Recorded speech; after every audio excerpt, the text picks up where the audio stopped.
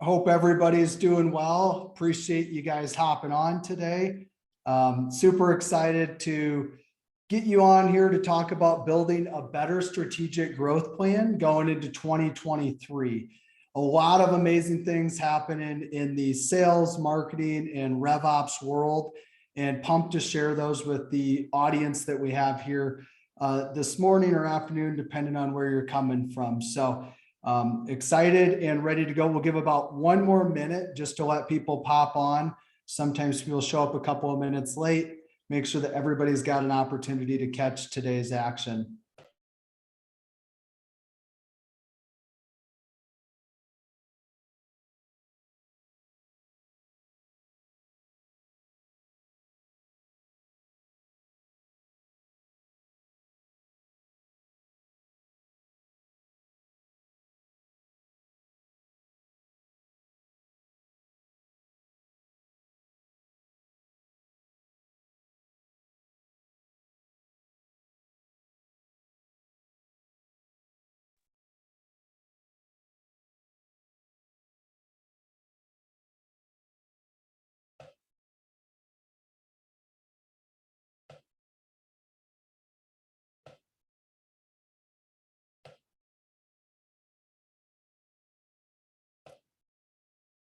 All right, we'll go ahead and get rolling. So a little bit of information about me, Shawn.Peterson, CEO of Quantum Business Solutions. Came into the sales automation and sales enablement marketing world after 10 years in the technology space. Our specialty is really in B2B. And so today we're going to talk a lot about how to map out a B2B strategic plan and process and overall rev gen strategy to help you guys be a little more effective and efficient going into 2023. If you have any questions, always feel free to throw them in the chat. We'll be pausing occasionally to answer anything that may come up. Going to have a couple of polls, I believe, today as well. And then at the end, we'll open it up again for any additional questions that may come before we let everybody off the line and on with your day. So a lot of executives right now are experiencing executive burnout, and that's because they're struggling to meet their goals. The economy's tightening down a little bit, looking to try to staff, struggling to find that talent. There's not really processes, so they can't pinpoint where the areas of opportunity are and how to leverage the different pieces of the process to ultimately improve the velocity at which they're growing their revenue. So again, how are we going to dominate with a clearly defined and well-executed go-to-market strategy? Well, first thing we've got to look at, how do we gain efficiencies through defining and mapping out that process, creating a structure that's correct for the team, developing alignment, and then ultimately, where can we get the most velocity to maximize the revenue and ROI from the efforts and investments you guys are putting in place to grow your organizations and businesses. First things first, what makes a great football team or a great structure or building is an understanding of the plan. And so how is that outlined and what's that framework look like? So you can have a lot of great players on the team, but ultimately, if they're not all running the correct play and operating from where they should be, it's going to make it hard for everything to be in alignment and for the people to be where they're supposed to be on the field to execute the play and get the ball into the end zone. So having a strategy, right? And if you think about it, you've got everything from the GM in a football organization, then you've got the head coach. He's in that main leadership role day to day. You've got coordinators that are going to decide what type of football team you're going to be on each side of the ball. And then you've also got special teams. Then you've got position coaches. So if you think about it in business, right, you've got data analysts, you've got marketing directors, SDR leaders, sales leaders, client success leaders. Then you've got players out on the field. So who's on your team and where are they supposed to be at all times? And does everyone else on the team know where the other team members are going to be to put you in a position to run a successful play against the defense and ultimately be able to put the ball into the end zone? Engineering and the plans behind it are so important. Remember, they spend more time in practice than they ever do on the field on a Sunday or Saturday if you're a college football fan. And so your ability to have that practice round, right? And talk a lot about it and spend time sharpening the axe before you just run out on the field and attempt to play for the championship is going to be crucial and key. This is the time of year where we recognize most businesses are starting to think about how's 2022 going to wrap up and what can we do in 2023 to continue to grow and scale, especially if there's a little bit of a tightening down in the economy. What are we going to do to continue to dominate in our space?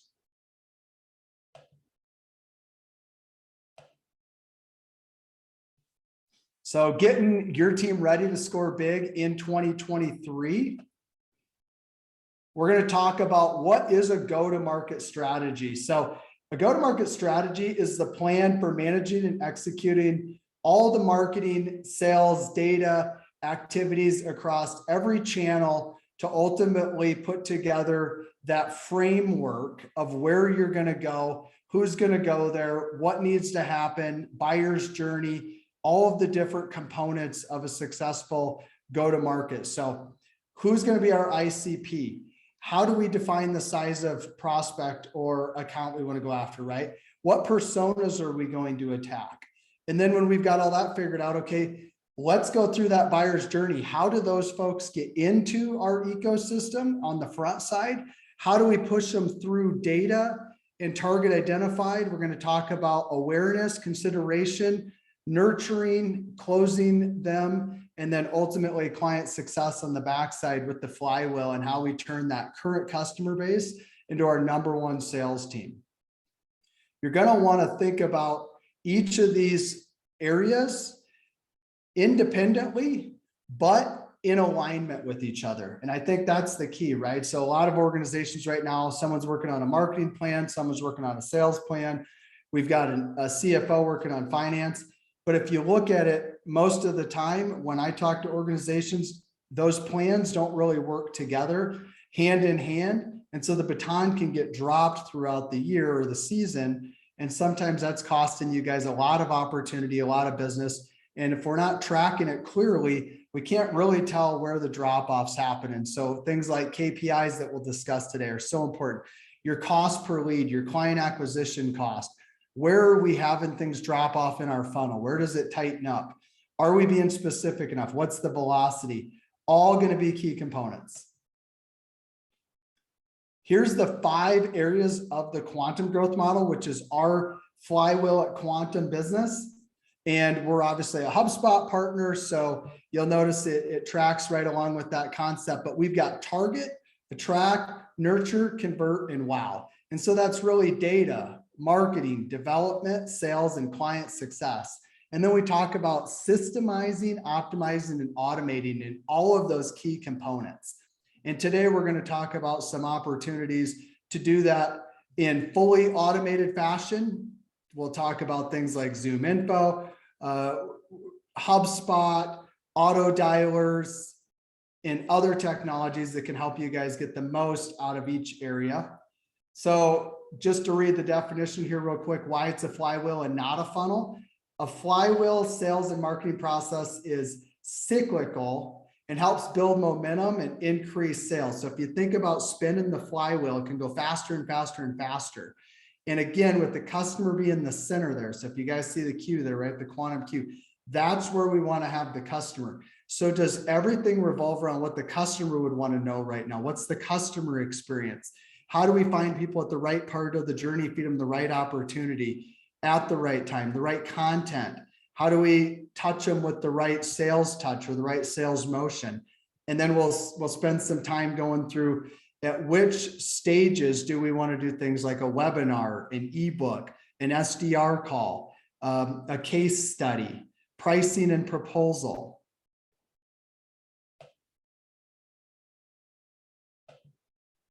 All right, so this is what I really want to spend some time to start out with. This is a general mapped out end-to-end rev gen process. And so if you can't quite read it, I know it's a lot on one slide here, but on the left side, what you're seeing there, guys, is every opportunity for somebody to get into your ecosystem. And if you've got some others you would add in your own business, feel free to go ahead and do so, but you're going to see third-party data. And if you notice, that goes right over to target identified. Next, you've got paid ads, you've got trigger events. So is somebody hiring for a position? Well, let's say I'm in managed IT. Is somebody looking to hire for a help desk administrator inside of their organization today? If they are, that could be a trigger event that we find from LinkedIn Sales Navigator, from ZoomInfo Scoops, from Indeed, whatever it is, that's a trigger event that says there could be an opportunity here. If you're in marketing, it could be somebody looking for a marketing coordinator, and on and on. Then you're going to have organic social, referrals, webinars, other types of earned, and then you got all the friends and family, but there's several ways people come in to the ecosystem. Once they're in target identified, which if you're looking across the top, right, you're seeing target identified, awareness, and consideration. So inside a target identified, okay, what are the customer goals? Well, like for instance, if it's us, they're thinking, I want to grow sales. What are their thoughts? I've got a lot of opportunity, but I'm frustrated because I can't find my solution to quickly increase the velocity of our sales organization. Then you've got emotions. What are they going through emotionally? Points of success, points of failure, and then down in the blue, those are things you can be doing. So what are the opportunities for you as the organization? And then it's data development, or excuse me, marketing development, which is SDRs, and sales. And in each box, there's different questions.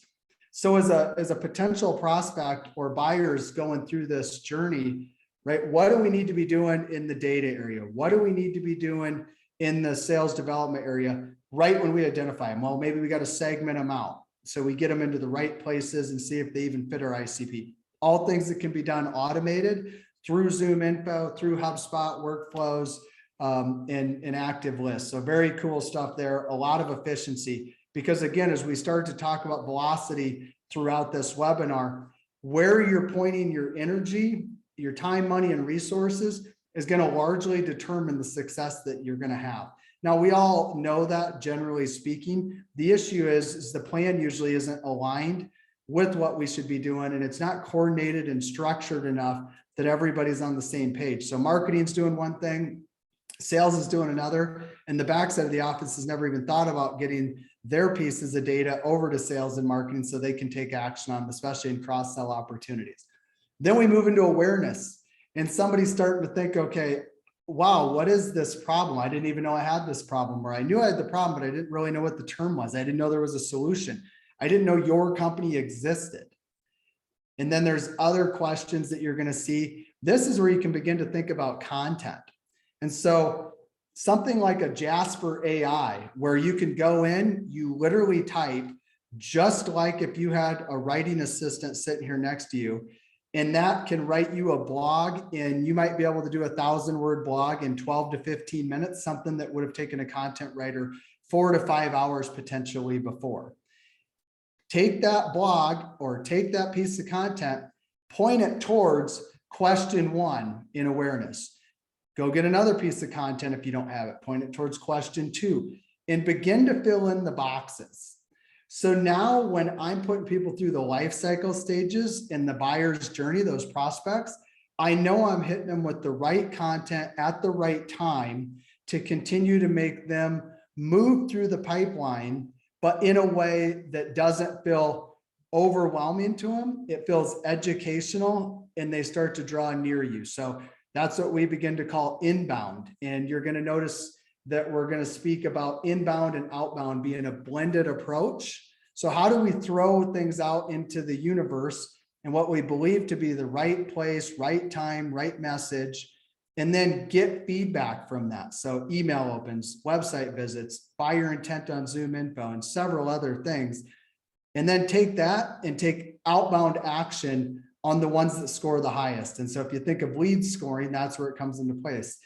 Is my right buyer persona at my ideal client beginning to engage with the right pieces of content and information, and how often, how frequently, and at what velocity? And should we now go outbound and book a meeting with them? And that's where the SDR piece will come in. Next, you'd have consideration, same thing. So there's pieces of content and data that you can really spend some time and energy on. Because now they went from aware of the issue or the challenge, your organization, to starting to consider. So there's different things we need to do at different stages of the journey to ensure that we put them in position to smoothly move through. And our saying around here is leave no lead behind.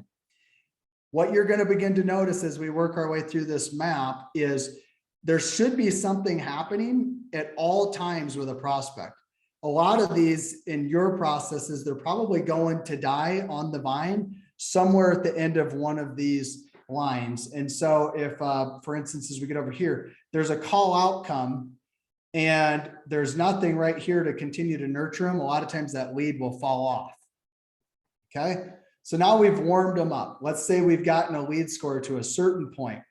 We move them over here and this says it's time to target the prospect with a call. If we call them enough times and they aren't picking up, we're going to send them this nurture campaign. If we do connect with them, did they book a meeting or are they going to continue to move through, or was it another call outcome? And these are the pieces that are hardly ever put in place in an organization. And this is all going to tie back to your strategic plan, because before you can set budgets, before you can decide what technologies you need next year, before you can decide who to hire, where you should be putting time and energy, you got to understand what's happening on your overall framework and your floor plan and your structure, right? Your engineering. Because these pieces here, these are people that have actually engaged with you, picked up the phone, which we should be keeping track of everyone that's ever picked up the phone, because there's a better chance they're going to pick up the phone if we were to call them again down the road. But we can't just let them die on the vine. So let's say someone says, busy, call back later. Okay, what nurture campaign are we going to put them into? If they say interested, call back later. What nurture campaign is that? If they are a fit, but they say they're not interested, maybe they just didn't have time and they want to get you off the phone. What's going to happen with that journey? In each area, there needs to continue to be somewhere where that prospect is going to go. Okay, now they move over and we're working them through and they've decided, yep, they're going to take the meeting. Well, did they show up to the meeting? If not, we're going to rebook them and put them into one nurture campaign. If they do, are they a fit? Yes or no? If they're not, let's get them out. If they are they a fit and interested at all? Yes or no? Are they interested immediately? Yes or no? And if they are, then we begin to go into solution determination. What's so key here, guys, and what I want you to get out of this part of the webinar today is to have this mapped out is like having the floor plan for building the house, or having the engineering and architectural plans for building the skyscraper. The reason you can have 100-story skyscraper is because the engineering and the planning that goes into place so that you're able to build something that can last 100 years. Okay. So you're going to notice we just threw up a poll. Have you ever mapped out your entire go-to-market strategy? Right now, it looks like we've got a few more votes coming in. If everybody wants to kind of keep voting, it looks like we're at about 86% no. See if we keep going here. All right, now I kind of got to know who the yes is. Maybe it's our team. All right, whoever the yes is, go ahead and throw yourself in the chat. All right, so we ended up at 89% have never mapped out their go-to-market strategy. No big deal. That's pretty common. Hopefully, and feel free to go ahead and throw this answer in the chat, but are you guys seeing the value now and why this is something you should be doing before you head into 2023 with your go-to-market strategy, and why this could be so important for you to ultimately be able to decide where to spend the money, how to spend the money, where to spend the time and energy, who to hire, what you need on the team? Do you need more content, or do you need another salesperson? Do you need more software that enables a salesperson and the team that you have? Or do you need someone booking meetings? And it's really tough to tell if you don't have it mapped out here and see where you're missing pieces and where maybe things are dropping off for you. So we'll talk in a little bit about having the KPIs that run against this process, so you can actually sit and watch where things fall off and where you have opportunity. All right. Whoever said yes, maybe didn't end up throwing it in the chat. So we had one person that has mapped it out. Who was that?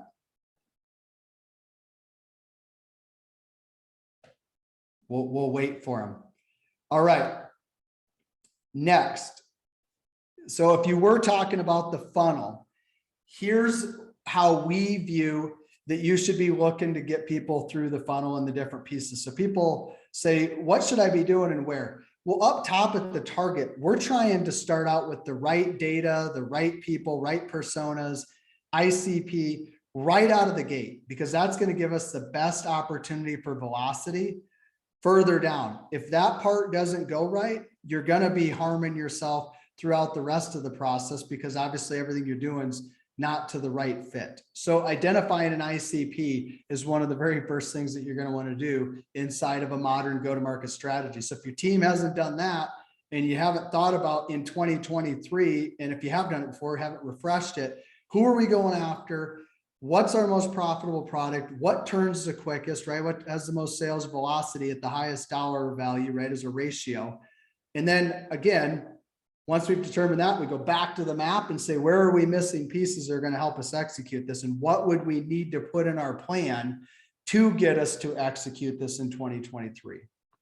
So the top, you've got cleaning the data, enriching the data, enhancing, et cetera. That can all be done with Zoom Info. And there's several other ways we can do it that can really help you guys out. Identify that ICP. Attracting is where you're going to have a lot of content, and you begin to have those marketing heavy pieces of the puzzle. And then as we work into the nurture, we're going to have this area where we kind of have sales development and marketing going past each other, because we've got marketing continuing to go parallel and sales development's beginning to get engaged as well in a perfect, go to market. And they're working in unison. So we're running paid ads around the people that are interested while we're calling. So we give ourselves the best opportunity to get a booked meeting, to get people to pick up the phone, to have some brand awareness. Same thing if we're calling, let's make sure we're following up with a nurture campaign, because we've already made this touch point here. Let's make sure we stay in front of them, so at the right time down the road, we're ready to go. And as we continue to gather data, that's going to send people back up to the target. So someone might be a fit 6 months from now, a year from now. And as we're calling and we're marketing, we're getting this signal from the marketplace that's going to let us be more efficient as we continue to go through the process over the months and years. Convert, you're deeper into the funnel. So what's your deep funnel, bottom of the funnel, they would call it. Offer, it's case studies, it's trials, it's references, it's all those things that say, I'm just about to spend some money with you and make an investment, but I need to know one more thing. Who else has done this? Who else has been successful? Tell me about them. Can I talk to them? Share the results. So I just want to make sure I'm making a good investment. Then when we get the clients, I'll tell you guys, kind of an equation that I use, but wowing them. So you get two people, they both sign up for $5,000 a month. They stay on for 3 months. You're going to get $30,000. Then they churn. What if you get two people for 5, really blow them away, turn them into 15K a month with your upsell, cross-sell products. So now you're at 30. They're so happy. They each tell one friend just like them. Everybody's got a friend just like them. Now you're at 60K and you keep them all year long. It's $720,000 of revenue versus 30,000. That's a 24X on your revenue by the wow. The most expensive part of the whole thing was the client acquisition cost. Let's keep the ones we have really, really happy. And so I've went back, and if somebody's not quite where they want to be, I've went back and reinvested money into my current clients, spent money on back end costs to ensure I get them across the finish line to be successful. Because the way I thought about it is, if I spend $5,000 extra on my current clients here, even above and beyond the scope I agreed to, and I keep them and they're really happy, and they go out and tell other people, that's a way more efficient way to go to market still than to try to go over here, set everything in place, pay commissions, and get new people that, again, if I don't fix this over here, are going to churn. And you're just going to be fighting this battle constantly of client acquisition. So remember that bottom part, that wow, your current clients can become your number one sales team. All right, Michael Kenny says, chat is disabled. Did a go-to-market strategy back in 1996 and 2006. So awesome. Thank you for answering that. And then hopefully we've gotten the chat going here. Heidi, can you make sure that everybody can chat with us? Yes, Mason actually got it turned on, so apologize for that, but you should be able to chat. All right, perfect. Appreciate it. And then as we move into the buyer's journey, you're going to notice this begins to kind of look like that first one. We've just kind of condensed down here, but you've got target, attract, nurture, convert, and wow. That's what you're doing. On the client side, they're going through awareness, consideration, making a decision, converting, and going through the onboarding, et cetera. And then on the backside, execution of your product or service. And so again, these things all work, and we've got a few different ways we've shown you, but basically it's the same model of how do we go to market, put the right things in front of the right people, and reach out at the right time to give ourselves the best velocity, i.e. opportunity to win deals with the right customers that are the right fit, that can spend time with us and be successful with what we do. Benchmarking KPIs, such a bear cat at times, but this opportunity here is as important as anything you'll do. Most people, when we go into their organization, don't have any of these numbers, and it might be a little challenging to see, but basically you've got numbers inside of target, attract, nurture, convert, and wow. Everything from number of sales calls made to number of connections made on those sales calls. So if we made 1,000 calls, how many picked up the phone? The reason we want to know something like that is, are we calling on mobile phones? What time of day are we calling? What day of the week are we calling? What's the persona we're calling? Should we be using an auto dialer? There's levers in all of these different KPIs that can quickly tighten that up and make it a lot more efficient and effective. And if you start missing some of the KPIs in marketing or development, those are going to affect the funnel and the sales. And then obviously that's going to affect your ability to have as many clients. So your client success referrals and recurring isn't going to be as high because you don't have as many clients because you weren't making enough calls up in development. Now, again, it's all common sense as we speak about it, but when I go into businesses, very rarely do they actually have all of this information outlined. And by very rarely, I mean, it hasn't happened yet. So with that said, be thinking about, these are some general ones, but be thinking about what are KPIs that are important inside of your organization, because all of these little things increased just a little bit can make a huge difference. We talked a little bit about this, so I'll be quick on this, but identifying that target audience. So the profitability, the scalability of going to market to them. There's some people I talk to, they've got a great product and it can hit, but if you can't quickly move through, it's a hard area to scale in. So how scalable is what you're doing? How quickly can you get contact information for your ideal clients? How quickly can you reach out? How often are they in the market? Are they on a contract where they can only really do business once every 5 years? Or could you get them at any time? So be thinking about how quickly you can grow, because there's things in the background that are going to allow you to determine some of that penetration into the marketplace.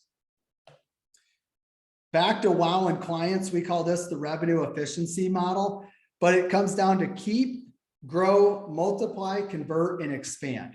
So keep is obviously the best thing you can do to grow your business, is keep all the customers that you have, at least the profitable ones that are the right fit, but keep all the customers that you have. What else could you sell them that they need and will be looking for in the marketplace in your area over the next couple of years? So how do we grow them? So we actually keep track of, out of all of our clients, here's what they're worth in this month's revenue. Here's the total potential of all of these clients.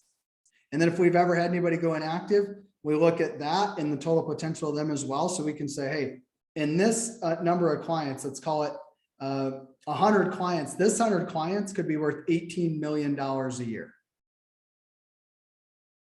So maybe the best selling we can do is keeping them really happy, and then they go tell one of their friends about it. Okay.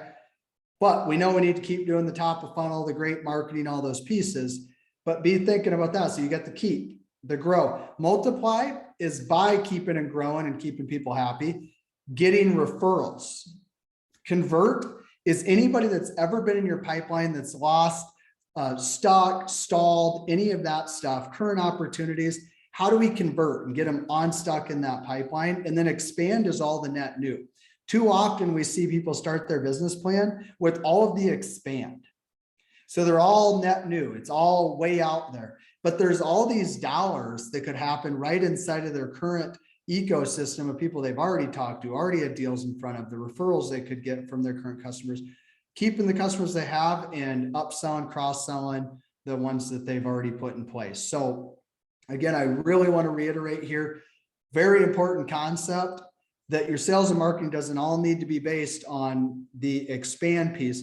There's a lot of efficiencies and a lot of things we can do with customer experience, customer success, getting them positive business outcomes that can allow you to quickly grow your revenue right through your current customer base. The other thing that comes with it that's often overlooked, like for us, we're partners with Connect and Sell, Zoom Info, HubSpot.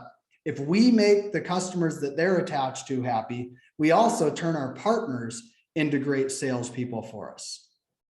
So that's something that probably doesn't get thought about a lot inside of a lot of business plans that are out there, is how do we make everyone who's in our ecosystem impressed with what we're putting out on the field every week so that they all want to get involved, because everybody knows somebody that's got the problem that you solve, but they're only going to be willing to go out there and push it for you if you're impressing them.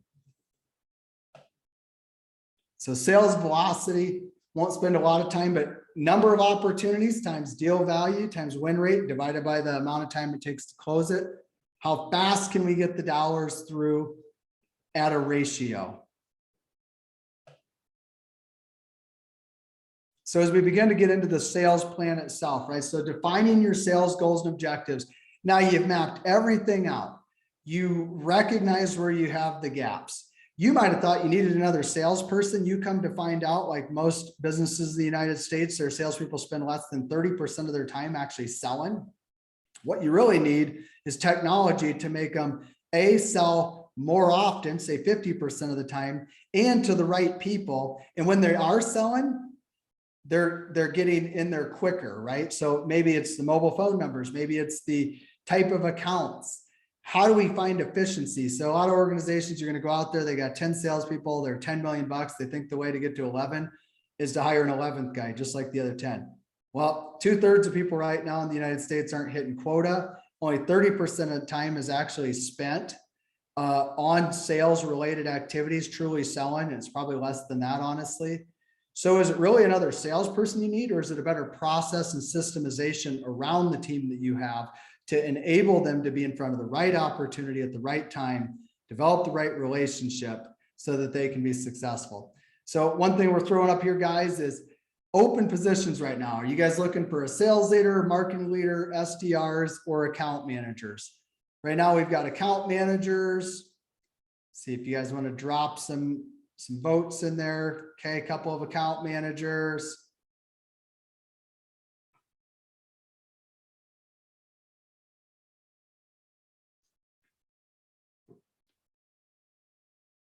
So a question I want to ask while we're kind of doing this is, if you would throw it in the chat, if you'd be vulnerable enough, is why do you think that that's the position you need? And after we've kind of spent about 35 minutes here talking about some of these areas, are you still 100% sure that's the position you need? Or has this made you reconsider that potentially there's some other areas that you could create efficiency, and maybe it's not an account manager you need, or maybe you think you need a marketing leader, but really you need content, or you need a dialer? Is anybody, for instance, started to rethink their sales plan and their strategic plan for 2023 based on mapping out the process here today, even though it's not your map, but the thought and concept of it?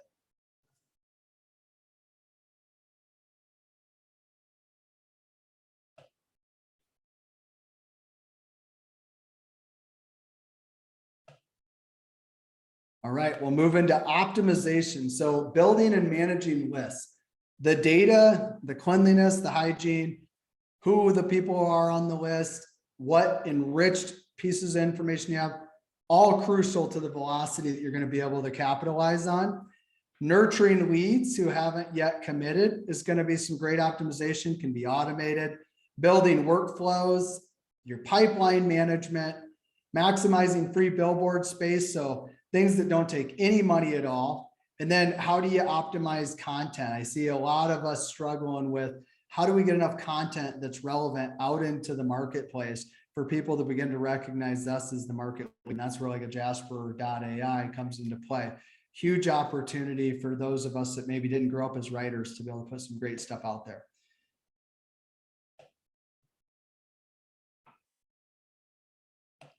Perfect. Thank you for the response in the chat. One book I would recommend everybody read here, and there's probably a second one actually as well, but Tech Powered Sales by Tony Hughes and Justin Michaels. It's really amazing what can be done in today's world with technology and how quickly you can put yourself in front of opportunities at the right time, right place, and in the right medium, right? So that's important as well. This one, and there's another one, Quantum Marketing. We didn't write it, unfortunately, but it's really mind-blowing what's actually possible. It's going to be you doing it, or it's going to be your competition doing it. So do you want to be the guys out there with the best go-to-market automated engine, or do we want to have the competition across town get to it first? Because it's going to happen one way or another. So I think you guys having the opportunity to lead and build the scalable, predictable revenue machine is probably the best route. So what's cool is I sold newspaper ads when I first got out of college, and let's say a full page ad, small city, a couple 100,000 people, but a full page ad could be $5,000-$10,000 on a Sunday. And you didn't know really who read it. You didn't get a lot of different things that you can get off technology today. For that same investment today, you could literally get Zoom Info, HubSpot, an SDR, Connect and Sell, a few other Jasper AI, Vidyard, all kinds of things. And you can be operating a 1 or 2 man business with the same tech stack as a Fortune 500 company.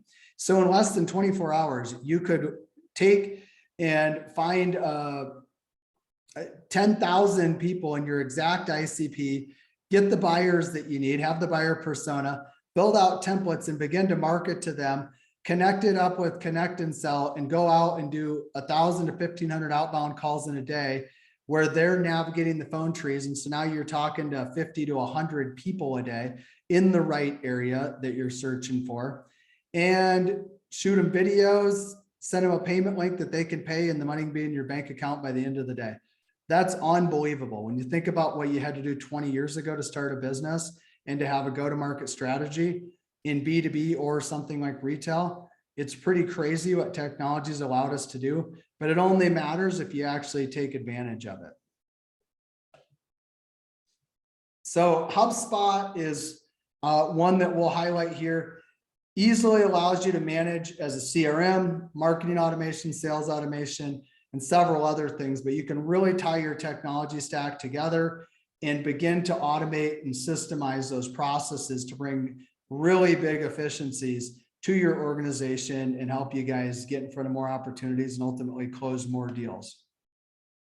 Zoom Info is the market leader in going out and getting data. The issue I see with Zoom Info at times is we've got a lot of customers that have it, and they have thought about it in the past as this is where I can go search a mobile phone number, about like Googling someone's mobile phone number, except for it's in Zoom Info.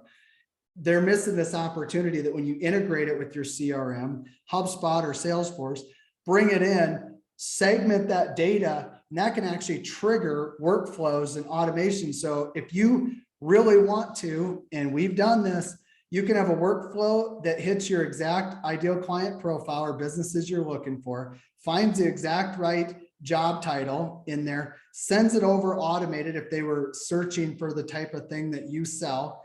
Once it comes in, it flips a trigger, begins marketing, flips into the dialer, and they could be getting called on in 10 minutes. You haven't touched anything until the moment that you actually speak to the person and book the meeting. That's incredible. You couldn't do that 5 years ago, and you definitely couldn't do it 10 or 20 years ago. So leveraging something like Zoom Info to its fullest capabilities is something that we see folks missing out on. It's not just for mobile phone numbers. That's a way to get a hold of them. It's for the segmentation and the ability to decide who you're going to get in front of, when you're going to get in front of them, how you're going to get in front of them. And then, yes, of course, to quickly do it. But the way it integrates with HubSpot, and HubSpot can integrate with so many other tools, it's really mind-blowing what's possible there. Connect and Sell. So this basically can open up 5 to 10 lines, AI parallel dialer, and then they've got a team that navigates phone trees. So you're only talking to your target, i.e. to the decision maker you have on your list that you might have just got from Zoom Info 10 minutes ago, every 2 to 3 minutes. So now here's where it comes together, right? You bring in the people you want to talk to, begin marketing to them, put them in Connect and Sell, and you're sitting there talking. You hit go, and now your team's talking to somebody every 2 to 3 minutes that you had on your list. Unbelievable technology. There's nothing like it. Our team leverages it, and we leverage it with our clients. So if you're looking to ramp up your outbound and ultimately be able to quickly scale the business, this is the tech stack to do it with. On the content side, we really stand behind Jasper AI. We brought that up a couple of times. For 99 bucks a month, you can create great content, blogs in 10% of the time it used to take you to do the same thing. Really unbelievable for where we're at and for the amount of content that folks are wanting to put out into the marketplace. You'll see Heidi actually, if you guys want to hop on there, Heidi actually put the Jasper link into the chat. So feel free to go ahead and click it, go to the site, check it out. But unbelievable technology. I think a year ago, they had around 9 folks. Last week, they said they have around 170. And in 18 months, they went from start to a $1.5 billion valuation. They raised $125 million, I believe, last week. So unbelievable story. And again, just goes to show how much AI and technology is going to change things in the coming years for sales and marketing. Integrating the tech stack, right? So this is one of the things that scares the consumers is, oh my gosh, I have all this stuff. I know it can do really cool things, but I feel like we're not taking full advantage because we just don't know how to do it. That's where the RevOps piece of the go-to-market strategy is so important. So we say there's vision, oversight, and execution. So the vision is let's map it out, look where we want to go, who do we want to go after with what products and services. You got your oversight. So that's like a chief revenue officer. We can sit in that fractionally, or if you have your own, that's great to actually see that project through. And then on the execution side, that's where your RevOps specialists and your sales enablement folks come in that do the stuff day to day and make these things happen inside of your business. And then your sales teams are sitting there selling all day long, every day to the right people at the right time. We talked about most sellers spend very little time actually selling. We all know that. The list of things that can be automated for sellers is unbelievable. So we just said content, leaving voicemails, text messaging, emails, note taking, recording of calls, videos being sent, taking a payment. Like there's so many things that can be automated. It's unbelievable. Dialing, of course, can be automated. Sending a proposal, that all of that stuff can be automated. Researching before an account can be automated. Sending the meeting link can be automated, and several other things. So give your sellers the best opportunity to sell. Put them in the meeting, schedule them with the right contact at the right time, get them the information ahead of time, and let them go sell and do what you really want them to do. We don't need 2 to 3 to 5 more salespeople. We need to take the team of 10 we got and make them 100 times more productive. Couple of things, just our shameless pitch here is we've got sales as a service. So if you're thinking, well, who's going to make these dials? Our team would never do that. No big deal. We've got a service where we've teamed up with Branch 49, world-class organization, as well as Connect and Sell, unbelievable conversation weapon to help you guys book these meetings and get in front of the right people at the right time. We've got the assessment is oftentimes how we'll start the process with an organization. So we want to come in, learn what you guys are doing, how you're doing it, and then we'll move into actually executing and overseeing the go-to-market strategy for you. It's a 30-day process, nice and easy. We can talk about that offline if you're interested. Special offers for the folks that are on today. Usually our assessment is $4,000. We're going to go ahead and have it be $2,000 for anybody that signs up before October 31st. So 50% discount. Couple other cool things we've got is anybody who's new and signs up for Zoom Info, rest of the year is taken care of. First payment can be in January. So you've got a really good runway to take advantage of the technology and get an ROI before you ever have to spend $1 on it. And then there's some stuff with HubSpot and Zoom info as well. So really appreciate everybody hopping on. I hope you guys saw value in what we do. If you'd like to book a meeting, feel free to scan that QR code. You can meet with me. I'm going to open it up right now. Does anybody have any questions that you'd either like to be unmuted to ask, or that you want to go ahead and throw into the chat, and I'll answer them to the best of my ability?